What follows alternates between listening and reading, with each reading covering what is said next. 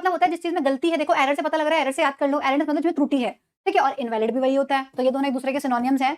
One वाला option में होना बहुत जरूरी है, ठीक है। मैसिव का मतलब जो चीज बड़ी होती है, ठीक है, और स्मॉल का मतलब छोटी, तो ये तो सिनोनिम्स नहीं है, इसका मतलब टू नहीं होना चाहिए, इसका वन होना चाहिए। नेक्स्ट देखो आगे, रिप्रोच का मतलब होता है किसी को डांटना, एडमोनिश का मतलब भी होता है किसी को डांटना, फोर का होना भी जरूरी है ऑप्शन में, और थ्री ऑबिलिट्रेट और अबॉलिश, बताओ जरा भाई जल्दी से, थ्री होगा कि नहीं होगा।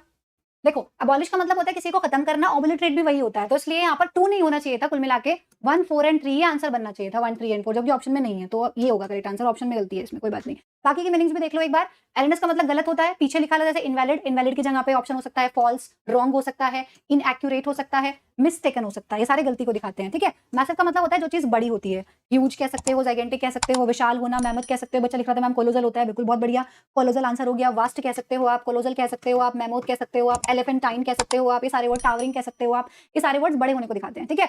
ऑबिलिटेट का मतलब होता है किसी चीज को डिस्ट्रॉय करना, किसी चीज को मिटाना, जैसे डिमोलिश हो गया, डिस्ट्रॉय हो गया, ठीक है। चलो, रिप्रोच का मतलब होता है निंदा करना, डांट फटकार लगा देना, एडमोनिश, रिब्यूक, स्कोल्ड, रेप्रीमेंड, ये सारे वर्ड इसके सिनोनिम्स हो जाएंगे। रेप्रीमेंड का मतलब भी डांट फटकार होता है, चाइल्ड का मतलब भी डांट फटकार होता है, कैस्टिगेट का मतलब भी डांट फटकार होता है, ये सारे वर्ड्स डांट फटकारने को दिखाते हैं, एडमोनिश का मतलब भी डांट फटकार होता है, ठीक है।